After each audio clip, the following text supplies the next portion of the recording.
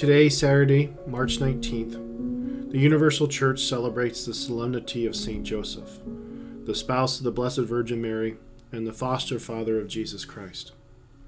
This annual celebration of Saint Joseph has special significance this year because today marks the end of the year of Saint Joseph. Last year, 2021, was the 150th anniversary of the proclamation of Saint Joseph as the patron of the Universal Church.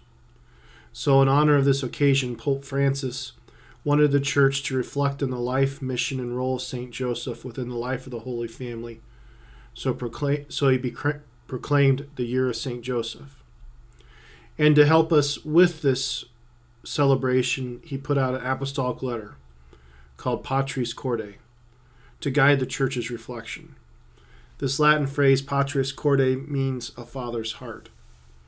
And this apostolic letter, written by Pope Francis, describes 7 different attributes of St. Joseph's life as a father that again was given to us for our reflection and meditation. These different attributes are the following: a beloved father, a tender and loving father, an obedient father, an accepting father, a creatively courageous father, a working father, and a father in the shadows. And truly, all these different attributes are worthy of our meditation, and probably many of you have read that letter and really prayed with these attributes of St. Joseph. But for my reflection today, I want to focus on just one of these attributes, that of St. Joseph as an accepting father. And this reality is on display in the gospel passage for today's daily Mass, which comes to us from the 2nd chapter of St. Luke's Gospel. It reads, "Each year, Jesus' parents went to Jerusalem for the feast of Passover. And when he was 12 years old, they went up according to festival custom. After they had completed its days as they were returning, the boy Jesus remained behind in Jerusalem, but his parents did not know it. Thinking that he was in the caravan, they journeyed for a day and looked for him among their relatives and acquaintances. But not finding him, they returned to Jerusalem to look for him.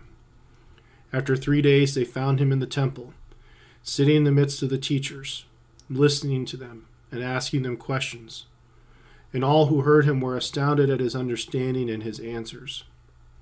When his parents saw him, they were astonished. And his mother said to him, 'Son, why have you done this to us? Your father and I have been looking for you with great anxiety.' And he said to them, 'Why were you looking for me? Did you not know that I must be in my Father's house?'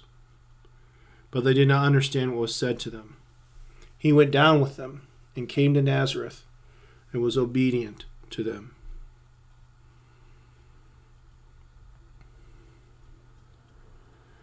As St. Luke explains in today's gospel passage, the Blessed Virgin Mary and St. Joseph did not understand why Jesus was to be found in the temple. And it had to be perplexing for a number of reasons. The temple, which was the place where Jews were called to go to offer sacrifices and to make yearly pilgrimages to, would definitely not have been a place for a 12-year-old to congregate with other 12-year-olds. Therefore, it makes complete sense that the parents of Jesus looked probably every other place in Jerusalem, because again, there was always people coming and going from the temple. So again, would people even seen him?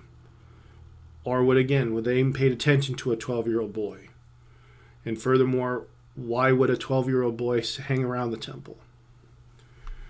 So when they were retracing their steps and finally went back to the temple and found him in the midst of the teachers, again, it would have made sense. This is an atypical 12-year-old boy. But again, despite all of these realities, St. Joseph was an accepting father because he does not speak. It is the Blessed Virgin Mary speaking on behalf of both of them. And furthermore, Jesus' response did not call forth another response from them. If in fact, it's just probably perplexing. My Father's house. What does this mean? So, again, St. Joseph accepted all this, and Pope Francis explains in Patris Corde what he believes this attribute means for St. Joseph and also for all of us who strive to live out our faith. Quote, "Often in life, things happen whose meanings we do not understand. Our first reaction is frequently one of disappointment and rebellion. Joseph set aside his own ideas in order to accept the course of events and, mysterious as they seem, to embrace them, take responsibility for them, and make them part of his own history. Unless we are reconciled with our own history, we will be unable to take a single step forward, for we will always remain hostage to our expectations and the disappointments that follow. The spiritual path that Joseph traced for us is not one that explains but accepts. Only as a result of this acceptance, this reconciliation, can we begin to glimpse a broader history, a deeper meaning." So in my own mind, I can imagine the Blessed Virgin Mary, St. Joseph, and Jesus returning to their home. And because St. Joseph accepted that event and was not angry over it, he could see its deeper meaning. That he had a singular role as a foster father to the Son of God, and therefore this privileged position meant that he would have to continue to wrestle with the unknown, would not understand fully, and he was just going to have to be faithful to what was asked of him.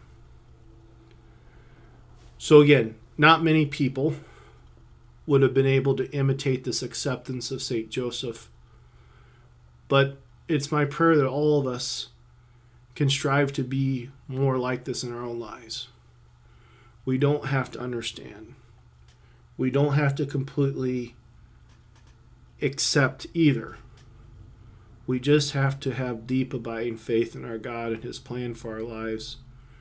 And as Pope Francis reminds us, if we can be reconciled to our past, if we can truly be accepting of what has happened, we can move forward with hope and be more faithful in our lives each and every day.